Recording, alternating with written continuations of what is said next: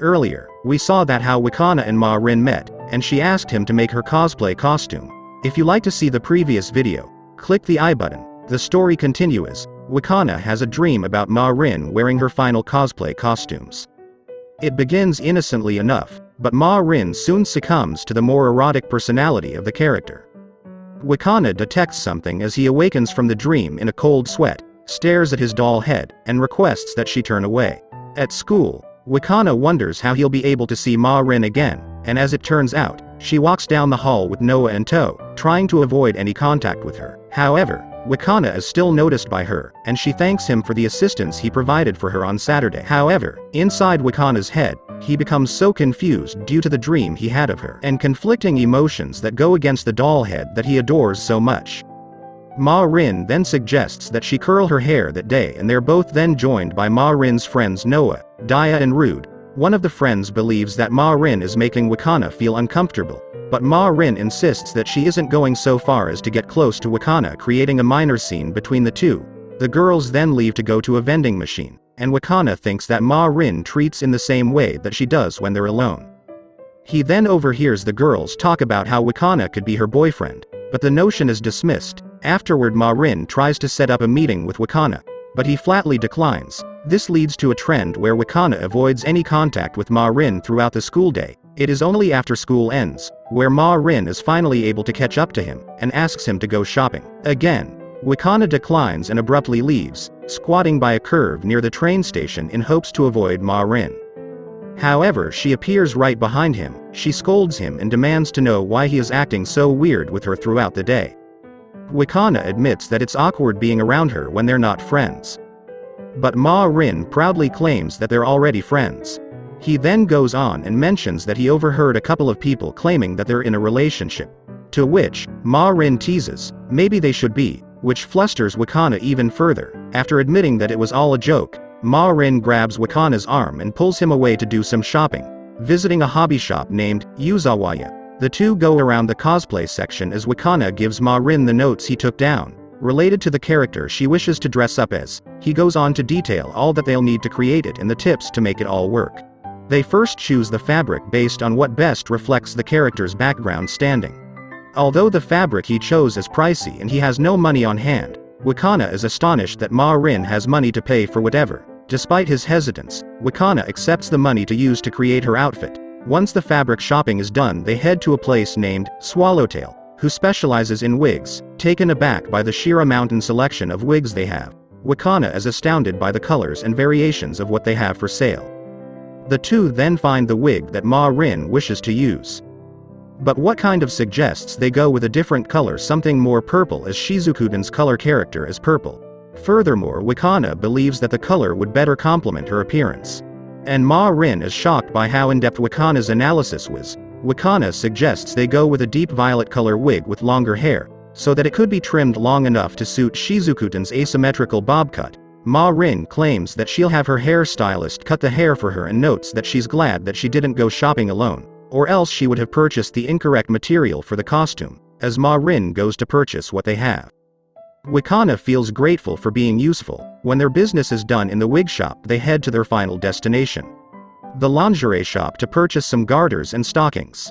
Having been tugged along for this part of the shopping trip as well, Wakana is forced to wait outside of the changing booth. It's there that Ma Rin teases Wakana yet again, making him feel super uneasy. By the evening, the two enjoy some ramen, and as they leave, a lady watches them in envy, noting how young and in love they are while she has to do the adult thing and work. They then walk past the lady and talk about how far Wakana is in Slippery Girls, and the explanation irks the lady as well as the other people in the line. As they walk home, Wakana says that he'll take the material home with him and ask that there are designated places to wear the costumes at.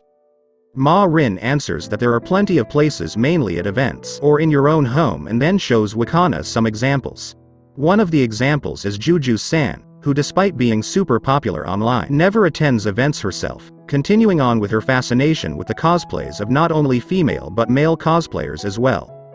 Ma Rin asks if Wakana was okay as he has not spoken a word. In his defense, Wakana admits that he was just thinking of how his own fascination with Hina dolls, and how it all began. This prompts Ma Rin to comment on how Wakana is such a face guy, because he likes the faces of the Hina dolls the most. Wakana apologizes, noting how hard it is to express his thoughts on how people looked, but Ma-rin claims that it's fine. Not long after, Ma-rin spots a food truck that sells meat-wrapped onigiri, which even though they just ate, she decides to buy one for herself anyway. As they continue walking, Ma-rin enjoys her food and Wakana tries to repay for the food that they enjoyed earlier, but Ma-rin refuses it as it was her treat. She also confesses how surprised she was when Wakana not only played the game Slippery Girls but created such elaborate notes for the cosplay character. Ma-rin then offers him a bit of her food. He refuses, saying he simply just could not eat another bite, as she chomps away, finishing her onigiri. She asks him if he thinks that she pigs out, breaking into a cold sweat. Wakana denies the thought entirely, but Ma-rin knows better and goes on a tirade about her size to a flustered Wakana. Finally, by the Ikeburo station, Wakana learns that Ma-rin plans to attend the event in 2 weeks from that day, which leaves Wakana completely astounded. Distraught over the fact that he has 2 weeks to complete the cosplay costume of Shizukuden, Wakana contemplates all of this as he takes the train home. When he gets home, he's greeted by his grandfather. He was pleased to hear that he was out doing some shopping with a friend. One of the shopping bags tips over to reveal a pair of women's stockings, causing his grandfather to fall backwards in shock. This event causes them to go to the hospital to be treated, and while waiting in the waiting room, Wakana's cousin Miyori arrives. Wakana informs her about her grandfather's condition, and she soon joins them. Taking a seat, Miyori offers Kaoru to stay at her place for the 2 weeks he needs to recover. Wakana agrees with the suggestion, claiming that it would be best, which leaves him to watch over the shop.